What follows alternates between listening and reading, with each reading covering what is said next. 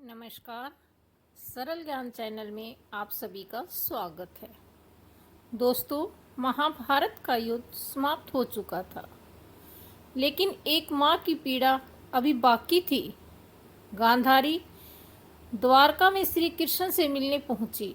गांधारी धीरे धीरे आगे बढ़ी, एक क्षण को रुकी और फिर बोली, मैं तुम्हारे पास आने से हिचकिचा रही थी वासुदेव।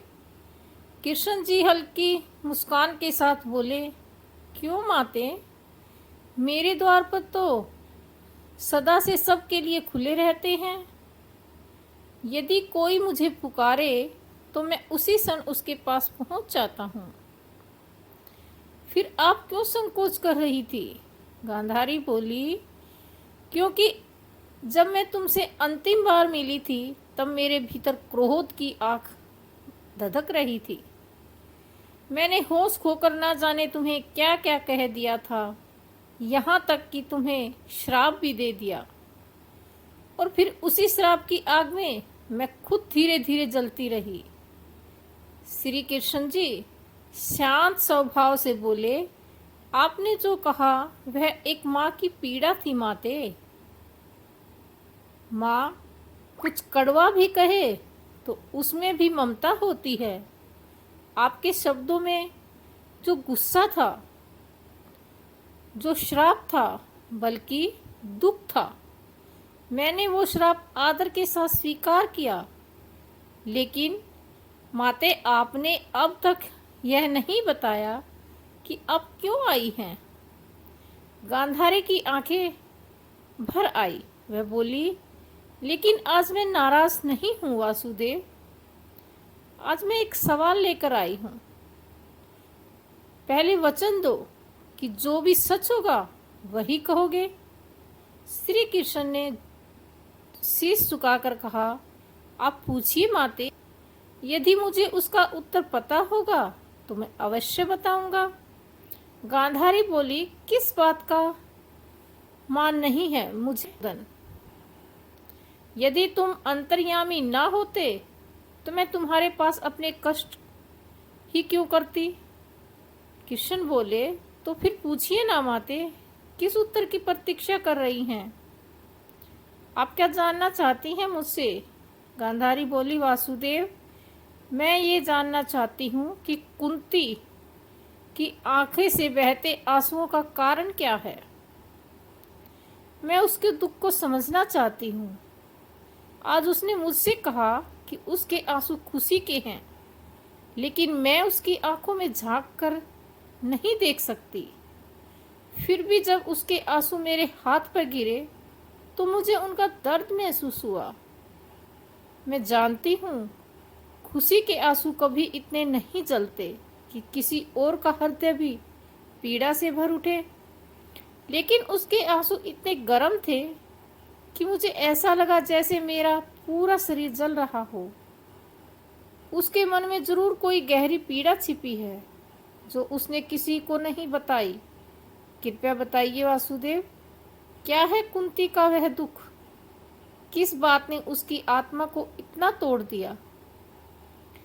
कृष्ण हल्की सी मुस्कान के साथ बोले, माते दुख तो जीवन में उसी प्रकार साथ चलता है जैसे सूर्य के साथ किरणें और चंद्रमा के साथ चांदनी।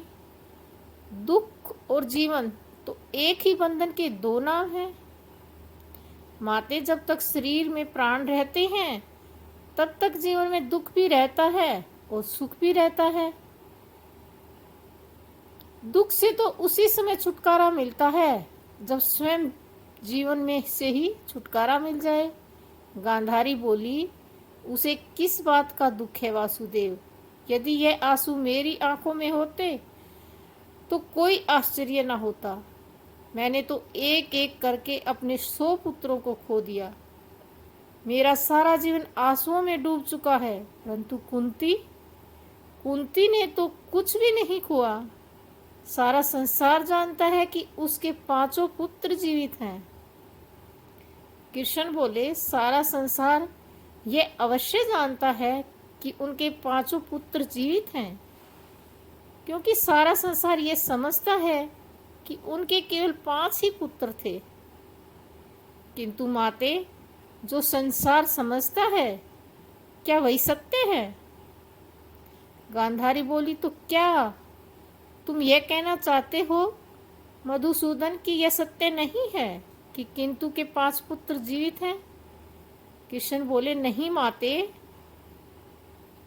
संसार उस सत्य को नहीं जानता और ना देख पाता जो समाज के खोखले आदर्शों और परंपराओं के आईने के कारण स्वयं को छिपाने पर विवश हो जाता है। गांधारी चौंकते हुए बोली, तुम कहना क्या चाहते हो वासुदेव? कृष्ण जी कहते हैं, मैं कुछ नहीं पा रही। यदि यह सत्य नहीं तो फिर सत्य क्या है? कृष्ण बोले, सत्य ये है माता कि बुआ कुंती के केवल 5 नहीं 6 पुत्र थे। गांधारी चकित होकर बोली, नहीं, यह नहीं हो सकता। कृष्ण बोले, यदि ऐसा ना होता माते, तो आपको उसके आंसुओं के अंगारों में तपत का अनुभव नहीं होता। गांधारी बोली, किंतु उसका छठा पुत्र कौन था? तब कृष्ण जी बोले, अंगराज कर्ण, 5 पांडवों के बड़े भाई। उनका जन्म बुआ कुंती के विवाह से पहले सूर्य देव के वरदान से हुआ था, किंतु कुंवारी माता कहलाने के भय से उन्हें यह सत्य संसार से छिपाना पड़ा। गांधारी बोली, हे ईश्वर, यह मैं क्या सुन रही हूँ?